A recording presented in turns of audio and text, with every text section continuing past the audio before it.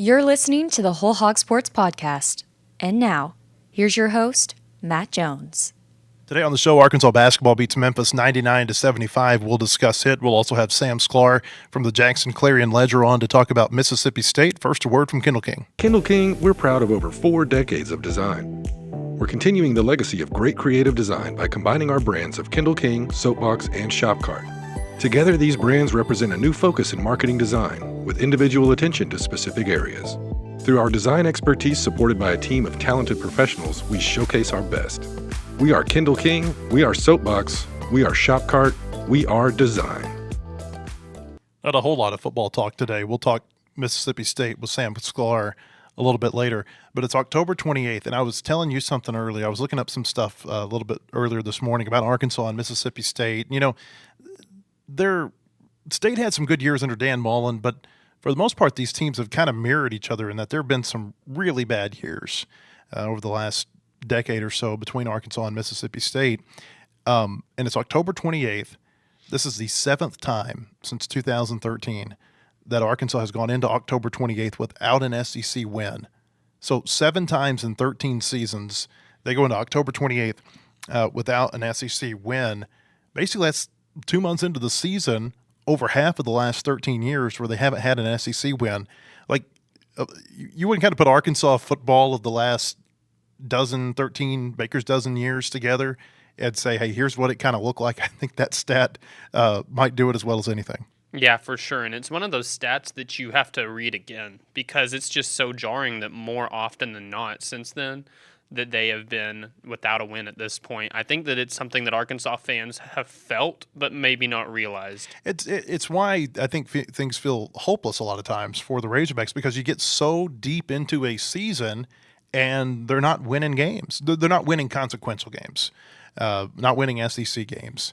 And so, I don't know. It's just, take that for what it's worth. Maybe that's your stat of the day. But and also in that span of this, so there's 7 years that they haven't had a win at this point. There's 6 that they have. 4 of those belong to Sam Pittman, which is kind of crazy because it makes his tenure in comparison look a lot better. But it got to a point where even that was just feeling bleh. Yeah, it looks better compared to a very low bar that was set by Brett Bielema and Chad Morris before him. So there's your football talk for the day. We're going to talk basketball now. Razorbacks beat Memphis 99-75 last night at the FedEx Forum over in Memphis. And I got to tell you, this game started so late. It was supposed to start at 8, 25-minute delay because Memphis and Vanderbilt go long before that. A women's game beforehand went long, and then Joe Lindsay and the boys got whistle happy. And I'll be perfectly honest, I fell asleep with about 3.5 minutes left in this game. I was on struggle street for a lot of the second half, and I just couldn't. And so when I woke up, I saw the score was 99-75. Like, well, what happened? This was a game that, Memphis was up by 15 in the first half, and then Arkansas kind of, you could see them taking over, and they're up by 8, 9, 10, I think, when I dozed off. So what the heck happened at the end to make this thing get to 24? I think they just wore Memphis down, to be perfectly honest. This is an Arkansas team that I got a lot of texts from people already today saying, like, they didn't play so great. Like, there were such ugly portions of the game for Arkansas, yet they win by 24. I'm like, I think this is just a team that is so talented and athletic that you can beat a team by this margin and not have played your best game. It makes them a scary team, and it makes them a team that in non-conference play, I know they have a gauntlet playing a lot of quality opponents, but in those games that are not against quality opponents, those scores could be very, very ugly because they're just going to overwhelm teams. They had, 13, 15 points about midway through the first half, and then they end the half with 42. I mean, once it got going, and it felt like Malik Thomas was the key, really once he got going, that's when everything started to work. Absolutely. And yeah, you're right. They had 14 points at the 7:59 mark of the first half, which means that they scored 85 points in 28 minutes to close the game. I put it in the game story on our website, wholehogsports.com, about how they turned a 15-point deficit into a 24-point win. So that's a 39-point margin right there. You can go even further. They were down by 9 early in the second half. That's outscoring your opponent, quick math, to get from down 9 to win by 24 in the second half by 33 points in about 19 minutes and some change. So this team they can overwhelm you quick, I think. I think that they've got the talent. And once they get out in transition, this is a big key stat from the game, I think, as well. Arkansas actually turned the ball over one more time than Memphis. It was 14-13, but Arkansas points off turnovers, I believe it was 20-9. So that means that Arkansas was turning teams over and getting out quick and dunks, layups. I mean, this team gets a lot of dunks. We've seen that through 2 games so far. They're getting easy looks when their defense turns into offense. That's something that we saw last year. But this team is more talented offensively than last year, too. I mean, you mentioned Malik Thomas. Whenever that shot is on, which so far it has been in everything that we've seen, it's a beautiful thing to watch. He's so talented. Darius Acuff is talented. These 2 freshmen, I mean, talk about best freshman duos in the nation. They've got to be in the discussion. I don't even know really off the top of my head which other ones would be contesting them too much. But this is the year of the freshmen in college basketball, I think, and Arkansas has 2 really good ones. Dunk City is taken. Pat Pearson and Florida Gulf Coast, they trademarked that several years ago. I was thinking maybe you change Fayetteville to Dunketville. That's kind of what we're looking at with this team, because I do think that these 2 games are an indication that they're going to be a really fun, over-the-rim type team to watch. Yeah, they get a lot of points at the rim between these dunks, between layups.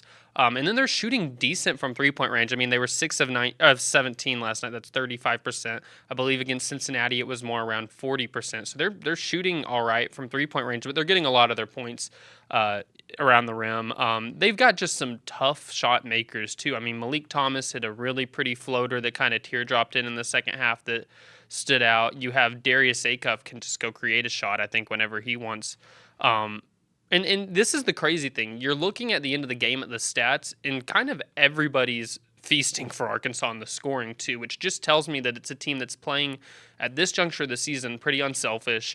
They're taking what they can get. Malik Thomas, the thing about him is he's got such a nice shot, and he can get it off pretty much whenever. I think shot selection is going to be big for him. So far, it's been pretty good. He had a couple maybe ill-advised early yesterday, and Calipari talked to him even a little bit. But I think that once he just continues to get a greater grasp of college basketball, aware of situations, that he's going to be a player that, I mean, he's an X factor. That's the best way to put it. The game changed because of him. And I think that he's the type of guy who just is going into college basketball already with kind of a fearless mindset. You can tell that it's probably based on his upbringing or whatever, but he's not afraid when he goes in there. The game also turned because Arkansas was not ready for Memphis's press at the beginning of the game, and I think that was painfully evident. But the game, they say that you punch a bully in the mouth, and that's kind of what they did to Memphis. They started pressing Memphis, and this isn't going to be a real high-press team from Arkansas, but that's what I felt like turned the game last night was they got into a little bit of a full-court press, got Memphis sped up, and that's what got Arkansas back into it in the first half. And so there is that. If they need that element, they do have that. Yeah, for sure. And it was what they did when they turned Memphis over, too, to actually capitalize and score. Arkansas, I think it was 6 or 7 turnovers around the time they got down by 15. I think they went the rest of the first half without a turnover and then started turning Memphis over, and that was the difference. It was once that they figured out how to kind of play some street ball with Memphis too, because it seemed like they just kind of got punched in the face. It was a different look than they had against Cincinnati, where they really were facing a team that was not afraid to get up in their grill, turn them over. Arkansas got sped up, was taking bad shots, was missing some open shots too. And then once they figured out how to just kind of play with Memphis and play that game, they were just, like I said, the talent and the athleticism takes over. And I think that Arkansas is going to be able to do this to a lot of teams. Obviously, they have a hard schedule. It won't always be a 24-point win over Memphis or whatever the score ended up being against Cincinnati, 28 or whatever. You aren't always going to get that. But I do think that this is a team that once they get hot and get in another team's head, it can get ugly real fast. I mean, I think it was 10 or 12 points with like 3 minutes left yesterday. And then they go on a 13-0 run to close the game. I know Memphis was in its bench a little bit more than Arkansas, but that's the thing. Arkansas, Coach Cal doesn't really recruit to where you play your bench. He plays his 8 or 9, which Isaiah Sealy, we didn't see him last night. I think you'll see him probably more often than maybe that situation with that game. But it's a team that I just think, once they get into your head a little bit and get running and get in transition, and it can avalanche pretty quickly. Yeah, that was one of the things I noticed last night, that the bench shrunk a lot from what they had done against Cincinnati, and it might have been because the game was playing out a lot different than the Cincinnati game did too. It's weird that we sit here and we're breaking down this exhibition game that doesn't even count toward the record, but it goes to show how different things are in college basketball now. Playing KU and TCU last year and Cincinnati and Memphis this year. That game last night, at least from watching it on TV, it sure looked like it had like a conference tournament like feel. Like the game that tips off at 8:30, 8:50 on a Tuesday night, and everybody's like you're at home and you're kind of tired watching it, but you can tell everybody who's there, they're really energized and into the game. And I'm sure part of this had to do with Calipari coming back to Memphis, first time that he'd been there to play Memphis. It was the first time that Arkansas and Memphis had played on the mainland, or in the U.S. even, in like 20 years. The only time they played since the annual series got shut down, it was over in the Bahamas as part of the Battle for Atlantis a couple of years ago. So I'm sure that some of that played into it. But I think more than anything, it's just these exhibition games, even though they don't count, they become a big part of your schedule now. Yeah, for sure. And I mean, Coach Calipari has shown the past 2 years that he likes to take his team on the road. I know, if I'm not mistaken, the TCU game, was that neutral site or was that at TCU? It was not on campus. It was at Dickies Arena in downtown enough. Fort Worth. I mean, it could have been a TCU home game, even though I don't think that very many TCU people showed up for it. Yeah, I'm not it's sure. High school football. It was a football Friday night in Texas. For sure. I was about to say, I think that it was kind of similar to the fact that, like, against Memphis, there was obviously a predominant Memphis crowd, but there were some Arkansas people who traveled, probably similar to that TCU game. But it does put your team in a road scenario where you're doing the routines that you would have for a road game. I think that's important in the preseason, especially against a quality opponent. We aren't in the days of Arkansas blowing Tusculum out by 70, just to... Tusculum? Is that really how you said it? Tusculum? How would you say it? I don't know. I mean, I trust that you're right. I think that's how you say it. Usually whenever I go to the preseason, the first team that I come to is the Converse All-Stars or the EA Sports All-Stars. I'm mentioning Tusculum because they were the very first, while I was a manager for the Razorbacks, the very first exhibition game. You aren't playing those teams and beating them by 70 anymore. You're playing quality opponents that you could see down the road. I mean, think about just last year. Arkansas ran into Kansas in the NCAA tournament. Yeah. And they're such different teams at that point. Like, the vibes surrounding that exhibition game with Kansas ranked number 1. And then obviously Arkansas kind of exposed them in that game, and then meeting in the NCAA tournament. Like, this just goes to show that it's October the 28th today. By middle of March, these will be totally different teams. But you're seeing an Arkansas team that you have to like where they're at this juncture. I mean, they're number 1 healthier than they were last year, so that provides an opportunity for them to really get things going in practice, a little bit more ability to maybe work on your rotation how you would in the season, instead of last year it was just always trying to figure it out. They didn't really have that luxury. So I just think that, we're in an era where these games can really mean something. I mean, you saw last night, Darius Acuff hits the ground hard. Billy Richmond in the second half hits the ground hard. These guys are like going after it like it's a regular season or postseason game. So they were, the effort was demanded there. It did have the feel, you're like, if you're Arkansas, you just wish that this had been a regular season game. This is the type of win, if you beat a team on the road by 24, that we can assume Memphis is going to do all right in its conference. I think it was picked maybe second in the American. I think that this is the type of game that you wish was on your schedule because it would really help out the metrics. Yeah, that's true. Yeah, with Billy Richmond, I guess just whenever the lights come on, he's just going to give it everything he's got. But you watch him take that hard fall in the second half, it's like, hey, man, save that for a game that actually matters. And it mattered to him. I understand that it mattered to him. His dad is one of the former Memphis players, one of the many Memphis former players who were there. He's playing in his hometown. And so I get that. But sometimes I think you just want something like, hey, you almost wish you could wrap them in bubble wrap in these games and make sure that they don't get hurt. Yeah, and I was wrong, by the way. They were picked to win the American. I thought you were going to be wrong about Tusculum. Oh, no, I'm not even going to challenge my pronunciation of that. I'm just going to roll with it and say it's good. I don't know why I threw a stray bullet at Tusculum, though. Like, I could have literally I said it wrong. Tusculum. Tusculum? I said Tusculum. Oh. Well, one of us is saying it wrong. But I could have picked, me. They played Dillard one year, which I thought they were playing the store. But, Yeah, you aren't playing those types of teams anymore. Arkansas has like a 39-game home exhibition winning streak, and it's like, of course you do when you look at them until the past like 3 years. I think I can remember the one they lost. It was Stan Heath. In 2004 against some sort of All-Stars.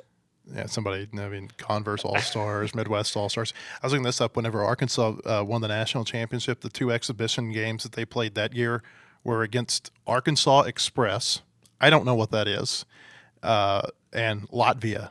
They played Latvia in the second exhibition in the nation game, I suppose. Well, it's college basketball has changed. Everybody's doing this now, playing big games. I mean, wasn't there Purdue, Kentucky the same night that Arkansas, Cincinnati played? That's a big-time game. I believe Tennessee played a big exhibition game against somebody the other night. It was the EA Sports Midwest All-Stars that beat Arkansas. As in the video game. Yeah. Crazy. But Tennessee... Tennessee played. They played Duke. But challenging games that teams are KU playing played now. Louisville the other day. I mean, these are really cool matchups that you get early in the season. And what you're getting is the chance to be exposed before it counts. Mm-hmm. And you're getting the chance to, I think, in a lot of situations like this for Arkansas, to coach against people that you respect, and it's a game that the outcome isn't going to dictate a loss on one of your schedules. Like, I mean, Calipari and Bill Self, I think they enjoyed playing each other just because it was a chance for them to work on things with their teams. I think Cal and Penny Hardaway enjoyed last night getting to put their teams against each other, especially with all that surrounded Calipari returning to Memphis. These games are cool. I think that there's also the push right now to get some of these games in the summer, kind of like how the NBA does Summer League. I don't know if that'll ever happen or if you really want that to happen. I think Calipari might be an advocate for it, but I think that anytime you can play a quality opponent and it doesn't count towards your record, Cal said this before the Cincinnati game, you either win the game or you learn from the game. Sometimes you can do both. And I think that Arkansas, through its non-conference slate, they'll benefit from what they did. I think that last night was important because they'd won and they definitely learned in it. That was a game that Calipari said they needed, and that was evident. You can't get off to poor starts like that when SEC play starts and expect to recover. I think that they needed to be ready for the jump to match Memphis's physicality. If they don't do that against Houston in a few weeks or whatever, I mean, that one could get ugly early too. Games like this teach you how to be ready for a different style of play from the tip, and you've got to match their energy right off the jump. We talked about Malik Thomas a minute ago. I want to double back to him for a second because he's been the player that has really stood out to me in both of their exhibition games. I think he led him in scoring last night. I know he led him in scoring against Cincinnati. You got to be careful putting too much stock into the exhibition games. I understand that. But just kind of at first blush, I mean, this looks like a different type of freshman than Arkansas's had in a long time. I mean, and he's a McDonald's All-American. Calipari, we know what he got at Kentucky in terms of freshman year in and year out. We haven't seen a lot of those here. And there's something about his game that you just you try to forecast, hey, what might this look like 4 or 5 months down the road? And it feels like there's a lot of promise there with him. Yeah, and I think that, last year's they had a bunch of, highly recruited freshmen as well. That I think it's a different scenario this year where last year those highly touted freshmen kind of really had to shoulder a ton of the load right away because of injuries to the team. They didn't really have the veterans for all of these games to lean on. These two freshmen right now are getting thrown into a nucleus of players that it's the largest percentage of returning scoring in the SEC. They've got some experienced people who were on the team last year just to able to complement the talent that these two players have, and I think it's allowing those two freshmen, Malik Thomas and Darius Acuff, to really take off. And Malik Thomas is just, the shot is just so pure. It's the quick release aspect of it is what's, so pretty to watch to me. Last night, Arkansas is obviously struggling until he comes in there and knocks down a few threes. And what impressed me was he was ready before the pass got to him. Like, he knew, I have a quick enough release that I can get this off and I'll be open. So it ended up looking like they were maybe more contested shots than they were. I think that he was just that ready to get the shot off, and he's got such a quick release that it can be deceiving this year. I think that you'll see some shots that he takes that you think it's a lot more contested. It's just the awareness that he has for a freshman of the ball's going to find me right here. I'm going to have a window. I can get this off, and he's a great shooter. But yeah, these two freshmen are not these are your Calipari freshmen. These are the ones that can go get them a bucket. These are back-to-back exhibitions where the two of them are the two leading scorers for the team. There's a lot to like. Like Malik Ewan last night, he ends up with double-digit points, I think 7 rebounds. I thought the pass that he had, the cross-court pass over to Billy Richmond in the wing, was a really big play in their first half comeback. Like you said, there's just a lot of pieces I feel like to like about this team. This is a little bit revisionist because we all know how last year played out.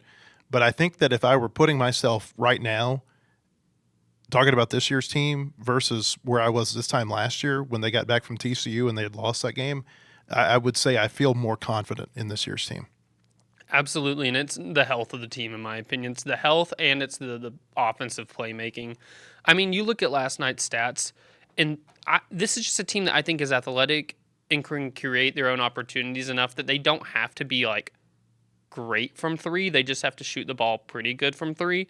You look at last night's stats. They went 6 of 17 from three. Memphis went 6 of 32. So they made as many threes as their opponent in 15 fewer attempts. That's the game right there. I think that this is a team that you just look at and they're just making the right plays at this point of the year. I think Memphis, you'll probably check back around later in the year and they aren't taking 32 threes if they're not making that many. I think that this is an Arkansas team that's way more polished at this time of the year than you're used to seeing from teams, and that's a credit to just the team health. Memphis has nobody back from last year. They're one of 9 teams in the country that have no players back from last season, and even though maybe it didn't appear this way the first 10 minutes with the way Memphis started the game, I think that probably you talk about the three-pointers, one of the things that also was a big deal in this game is you got a core nucleus of Razorback players who have been together in a game like that, and Memphis is still learning how to play together. Absolutely, and you can see the pieces for Memphis, so they're probably going to be all right. Bradshaw, I mean, he's 7-1, and he's making some just really nice shots a little bit away from the basket. He's talented. Doug McDaniel, he played a good game for them. Curtis Givens is somebody the Razorbacks have seen because he played at LSU. I believe they had Zach Davis, who played at South Carolina with Nick Pringle, who, if you're going to point at one not bright spot for Arkansas yesterday, it's that he couldn't stay on the court because of foul trouble. He fouled out. It's just this Memphis team has pieces. They just aren't as experienced as Arkansas. And you look at the bench points, and that was a big contributor for Arkansas, too. They scored, let's see how many points off the bench, 51, and it was from guys who – like Billy Richmond, who comes in there. He's been around the block, and he knows how to get in a game and start contributing right away. You had a freshman off the bench with Malik Thomas, and then I believe Malik Ewan off the bench as well. You just got Arkansas pieces that I think you got a good mixture of experience and some cohesion on the team. There's definitely still some things to point out from yesterday, but it's end of the day, you won by 24. Now they play Southern. They play Michigan State. They're going to beat Southern next Monday night by quite a bit, probably. That's the season opener. And now, I think that the team, they have to focus on Southern. The rest of us can kind of turn our eyes a little bit ahead toward playing Michigan State next Saturday up there. Yeah, which is crazy. It hit me yesterday that is how close Arkansas is to playing a big game that does count with Michigan. It's right around the corner. But yeah, these games against the teams like Southern, which Southern, to put in perspective, they're projected to do pretty well in their conference, could win the SWAC, but like this Arkansas team, the talent and stuff, I just think they should be able. Let me name them real quick: Southern, Central Arkansas, Samford, Winthrop, Jackson State, Fresno State, Queens. James Madison is a tricky one, but those teams, whenever Arkansas plays them, it should be ugly. It just should. Doesn't mean it will be. Doesn't mean it always will be. College basketball is a sport where you can't ever count out a team. You got to bring your game. You can get upset, but they should, if they play according to their talent and their athleticism, just wear these teams out. Can I tell you one thing I thought about last night? The lights went out in the that middle. Was so what was that, about 2-3 minutes into the game? You remember when the same thing happened a couple 3 years ago down in North Little Rock, and it was like a 40-minute delay to get the lights to come back on? They a couple of years ago, they were playing Lipscomb down there, and player intros happened. And they couldn't get the lights on from after the player intros. And so Eric Musselman, not happy. Lenny Acuff, the Lipscomb coach, he was probably not thrilled, but you couldn't tell. That was funny. And that was a late game, too. But thank goodness the FedEx Forum lights were more apt to turn back on than those down there in North Little Rock. A little bit different between an NBA arena and First. Which Calipari loves to get them in those NBA arenas. He does. They're going to play 3 games in NBA arenas this year. They have got that one. They got in Dallas against Texas Tech. and at the United Center in Chicago against Duke. And then one in an NHL arena in Newark. That's right. So he likes to get his teams playing in pro venues. Yeah, that's for sure. Ethan, good stuff. When we come back, we're going to have Sam Sklar on from the Jackson Clarion-Ledger. He'll give us some insight into Mississippi State. First, a word from Kendall King. Kendall King, we're proud of over 4 decades of design. We're continuing the legacy of great creative design by combining our brands of Kendall King, Soapbox, and Shopcart. Together, these brands represent a new focus in marketing design with individual attention to specific areas. Through our design expertise supported by a team of talented professionals, we showcase our best. We are Kendall King, we are Soapbox, we are Shopcart, we are design. Hey, welcome back. I want to tell you about our friends at Bentonville Glass. They've been serving their community since 1971. They're committed, professional, and versatile. If you're looking for a quality leader in Northwest Arkansas or looking for skilled craftsmanship, look no further than Bentonville Glass for all your glass market needs with the highest quality products. You can come by and see them now at 507 South Main in Bentonville or online at bentonvilleglass.com. Sam Sklar covers Mississippi State for the Jackson Clarion-Ledger, and he joins us now. Sam, what's the feeling right now in Starkville about this game? Well, I think this is a must-win game for Mississippi State. They still have this 16-game SEC losing streak that dates back to when Mississippi State last played at Arkansas in that 7-3, kind of dreadful game. And Mississippi State and Jeff Lebby needs to get an SEC win. And when you look at the schedule, after this game, Mississippi State plays Georgia, Missouri, and Ole Miss. So this kind of is maybe their best chance remaining to get a win and snap that really long SEC losing streak that's kind of overhanging right now of what's been a pretty good season, or at least a turnaround here for Jeff Lebby after 2024. Mississippi State right now, it reminds me a little bit of what Arkansas went through early in the Brett Bielema tenure, where they didn't win a game in 2013. And then in 2014, they were taking all these teams to the brink. I mean, they lost to Alabama by a point. They lost to the Dak Prescott #1 Mississippi State team on a long touchdown in the fourth quarter. It just felt like every week they were so close, and then something would happen, and the rug would get pulled out from underneath them. It feels like that's kind of what we're seeing with Mississippi State right now. The overtime losses to Tennessee and Texas, the game against Florida that was really winnable there in the swamp. What do you think the key has been to just not making that one play or those two plays that are the difference in these games? It's hard because even Jeff Lebby has admitted this, that it's not the same thing every time. It's kind of different things that crop up where, yeah, Mississippi State's lost all 4 of its SEC games, and 3 of those 4, Mississippi State either held a lead in the fourth quarter or was in position to kick a game-winning field goal when it was playing at Florida 2 weeks ago. And, right now Mississippi State is allowing the most points in the fourth quarter on average to against FBS opponents among power conference teams. A little bit of a tongue twister, but that's also not all on the defense though. Like Tennessee scored a defensive touchdown against Mississippi State last week. Texas returned a long punt for a touchdown that tied the game late. So it's kind of just a whole bunch of different things, and really from an offensive side, just a total lack of execution where the team's going 3 and out when it has an opportunity to lead a game-winning drive and things like that. So I think that's the tricky part, is Mississippi State is consistently getting in its own way in these late game situations, but the causes of those situations are not consistent. And so that's what's kind of been brutal right now for Mississippi State. There's a narrative out there about the Bulldogs, and part of this may just be based on the teams they played, but that they're a much better team at home than they are on the road. Have you seen that? Maybe. I think every team is probably better at home than they are on the road, but they played one SEC. The only game for Mississippi State that wasn't close was really when they played at Texas A&M. They lost 31-9, but that was a pretty close game actually into the third quarter. Mississippi State actually was winning for most of the first half of that game. I think just 3-0, but that was really the toughest opponent that Mississippi State, I think, has faced, as we've seen what Texas A&M has done this season. I think that Mississippi State is able to hold up pretty well on the road. Otherwise, they probably should have beaten Florida a couple weeks ago had Blake Shapen not thrown an interception while they were in field goal range with under 30 seconds to play. they would have maybe kicked a game-winning field goal, and then it would have been a whole lot of different conversations. With Jeff Lebby, Arkansas fans are going to be familiar with this offense. I mean, it's a branch off of the Art Briles offense. We saw it here for 3 years with Kendall as Arkansas's offensive coordinator. You look at the Texas game last week, I think Texas' defense is really good. And so you see the numbers that Mississippi State put up against them, and you would say, okay, there's the offense. But there have been other games too, and I'm sure you've seen this, where the offense just hasn't been there. Is there any surprise that it's not as consistent in year two?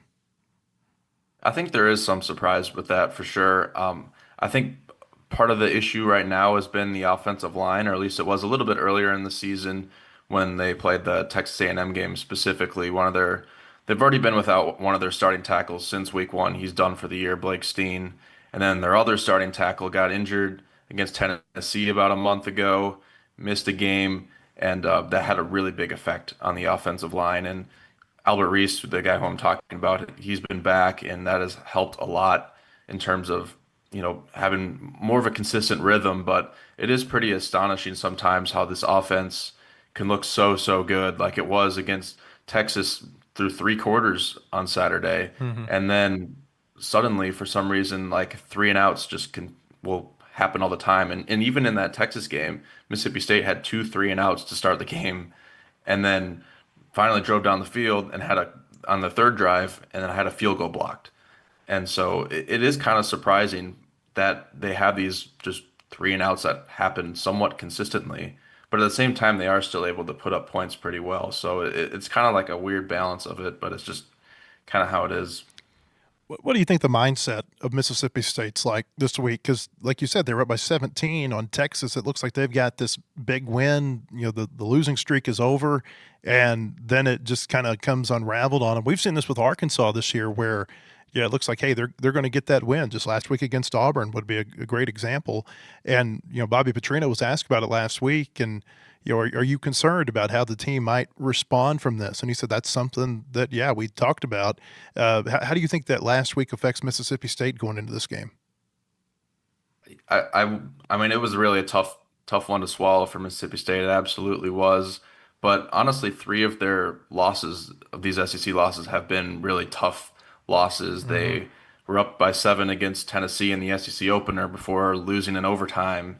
And, that Florida game, like I talked about, they probably should have won that game and kicked a game-winning field goal. And then now this happens where you blow a 17-point lead before losing in overtime. And honestly, I think Mississippi State, because they've had a lot of these games already, of these tough losses, they've actually responded decently well, which is kind of surprising to say, maybe because they've still been losing those games.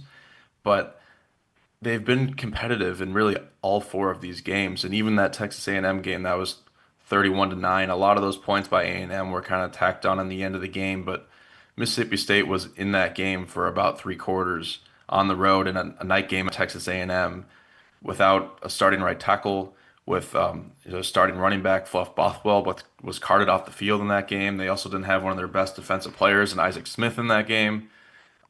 So the team has responded pretty well, and so I actually do kind of have confidence that they will in this game.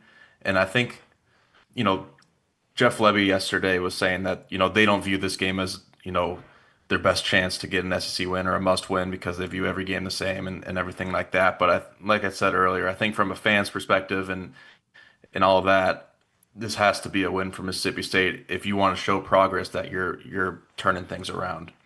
Blake Shapen, what's he look like this season? I'd say it's been a little bit up and down for him. He had a pretty good start to the season when Mississippi State was running through its non-conference schedule, then hit a little bit of a lull for, I'd say, about 3 games. Again, part of that was the offensive line, which has been better lately, but still is not perfect at all. And but Blake Shapen, to his credit, the last 2 games I think has played a lot better. He has back-to-back games with 300 passing yards. Last week against Texas, he set a career high in passing yards, and that's a guy who started a lot of football games at Baylor before, and then 4 games last year before his injury. I think he's been maybe almost better than what fans want to give him credit for, if I'm being honest. Like, a lot of fans have kind of, bad opinions about him. They think that he's maybe holding the team back or things like that. But statistically, he's actually having a pretty good season, and I think maybe deserves a little bit more credit than what he's been given. Um, so I think, he hasn't won an SEC game either since coming here to Mississippi State. So that's also been something that's eluded him. And there's this narrative out there that, Blake Shapen's not capable of winning an SEC game. I think it goes a lot farther than that, really, in terms of Mississippi State's problems. But he's been solid, is what I would say, and I would expect him to rebound pretty well again in this game against Arkansas. People will look at Mississippi State and say they haven't beaten an SEC team. They haven't beaten anybody. Well, that's not right. They beat Arizona State down there in week 2. It's an Arizona State team that was in the playoff last year. I know they're not as good this year, but they still seem like they're a pretty good team. They beat Texas Tech. What happened in that game, and maybe what happened in that game and what has not happened in their other big-time games?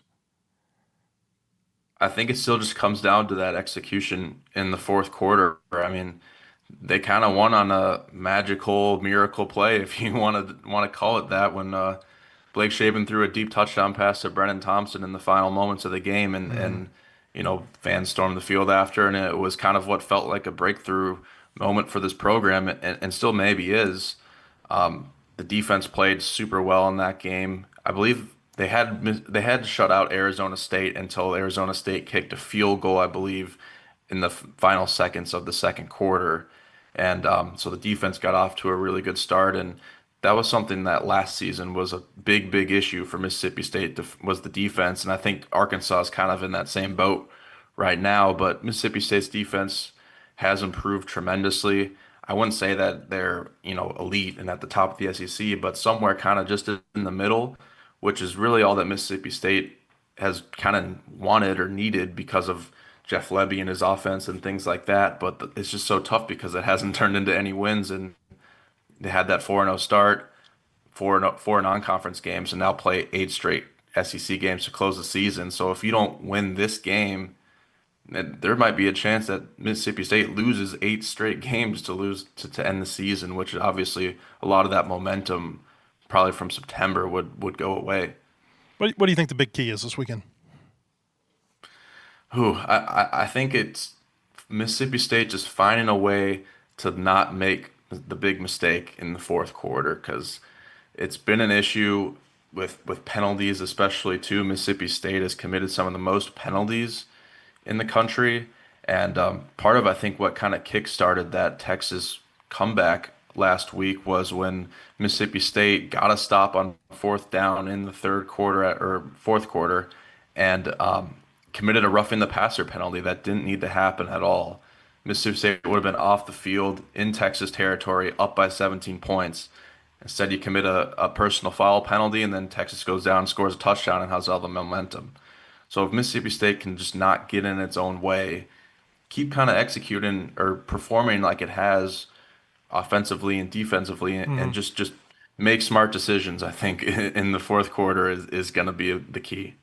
Let's get you out of here on this. I know that you were going to potentially be over at Duty Noble today. Brian O'Connor's gotten hired there, Virginia National Championship winning coach. How much do you think that's changed Mississippi State baseball? I think it's been tremendous. I mean, that guy, when you listen to Brian O'Connor, is incredibly intense, but almost in a good way. And I think he's absolutely brought a whole lot of new juice and energy into the program. They're recruiting super, super well right now. And they did super well in the transfer portal, too. A lot of guys, the top guys from Virginia, followed him. His entire coaching staff almost came with him from Virginia to Mississippi State. And so I think fans are super, super excited about the possibilities that Brian O'Connor can bring here to Mississippi State, because the talent in terms of just the roster on paper right now is really, really high, much better than last season. And as I've tried to go and project what the starting lineup is going to be come February, it's a very hard exercise, and one that I'm glad I don't have to make a decision for. Yeah, it's always the trouble with these great SEC baseball programs. It's the talent far exceeds the number of positions that are available to play. Sam, appreciate you joining us. Hope that we see you Saturday up here in Fayetteville. Thanks for having me. All right, Sam Sklar of the Clarion-Ledger on Mississippi State. We appreciate him being here. We also appreciate you being here. Hope to see you on our show again tomorrow or at our website, wholehogsports.com. Have a great day, everybody.